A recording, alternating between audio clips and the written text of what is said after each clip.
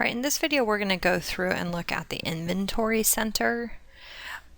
So this is another center that was added. If you don't see it up top here, it may be under the vendors area for you. So the inventory center, inventory got its own center a couple years back. You still have the items list, which I still tend to go to because I'm used to it. Unlike customer center, we don't have the customer list here necessarily anymore, right, under the list area. We can still get to the customer list in different ways, but anyway, you still have the items list in there, so that's not going away. Don't get scared. Okay, so under the inventory center, we can say new inventory items. We can have new transactions, right, that are tied to inventory. So where could you possibly use inventory? Obviously, we wouldn't see a journal entry show up on this list because you can't add items to journal entries. We can print our items list, and then we can export items to Excel, import from Excel, so check out that video, and also paste from Excel. Check out that video. So up top here, we're seeing we want to see all active inventory as well as assemblies. We can narrow that down just to say all inventory, all assemblies, anything greater than 0, anything less than 0, or some custom filters. So again, remember, this is your inventory center, right? So not service items, not some of the additional things that you have, right? Set up discount list, not sales tax. That's still going to be on your items list. This is inventory. Okay, so we can filter it also to just show particular sites. So inventory at different sites. And then of course we have the search feature here. You can widen this area to show some more details, or lessen it. So again, if we're trying to show more details, more list type of details, that's a good way to be able to see more information. And notice more information can show up when you hit that. You can sort by, so these are sortable columns, and then to get them back into their original order, you hit that diamond. You can right click and customize columns to add additional columns.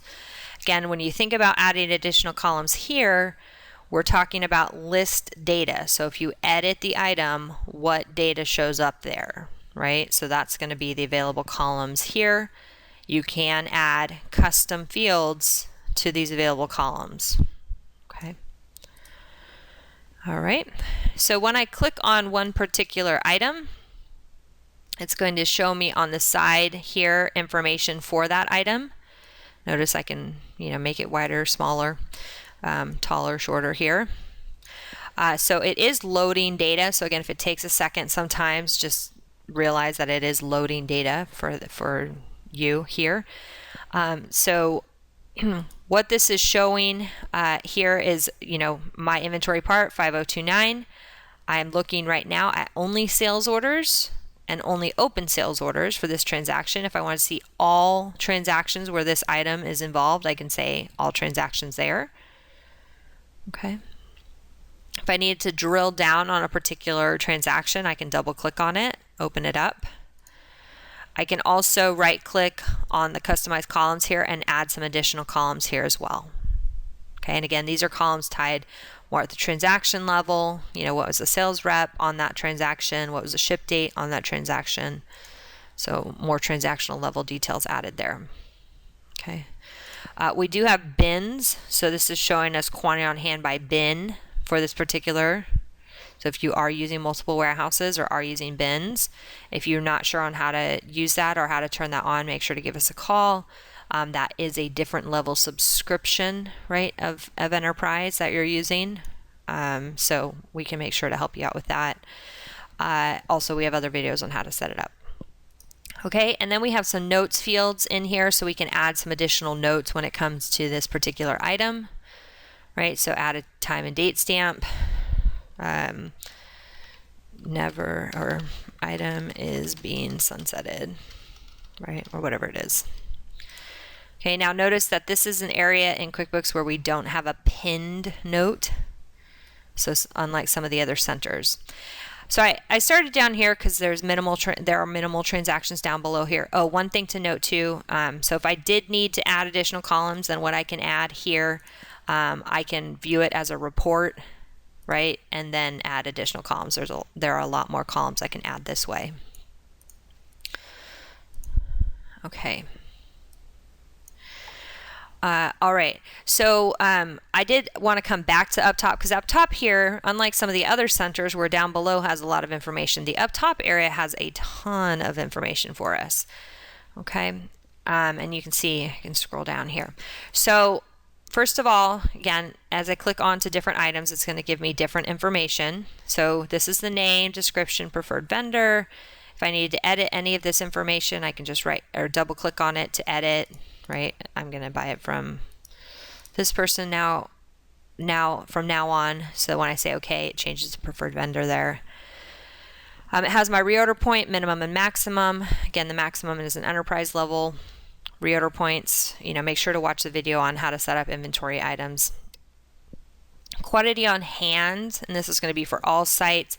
Quantity on sales order, quantity on POs. Okay, so none of these are drill down from here, right? So there are some other areas we can show that, which I'll get to in a second. Reserved for assemblies, so therefore quantity available for sale, right? So what it does, it says 476 minus 235, minus 60 gets us to how many we have available for sale. On the side over here, quick reports, right? So this is where we can drill down. You can see it's a hyperlink. So I can do a quick report, physical inventory worksheet, stock status by site, inventory valuation where used. That's one of those things where this is a component that's used in assemblies. Which assemblies is it used in? Negative inventory listing, quantity on hand by site. We can also show price rules that are affected or that affect this item. Quantity on hand by lot number shows up on here, and as well as transaction list by lot number. And then we have an image, so you can attach one image. Those images cannot be added to documents. It's just a visual for your salespeople to have when they're looking in the inventory center. Okay, kind of skipped over this area here. I do have the ability to edit some fields right here. So if I wanted to change the sales price to $35, I can save it, right? It picks up my margin for me, etc. Okay, we do have the ability to attach documents to the inventory parts. So again, if we needed to take multiple pictures, we can attach more documents more pictures using that attached documents area.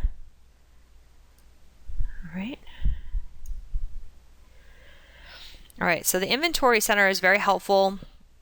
Again, it helps with being a lot more visual, and a lot of customers use it, but I still, as I mentioned, I still default back to the items list. It's just everything's there, so I tend to default back there. But it's worth checking out.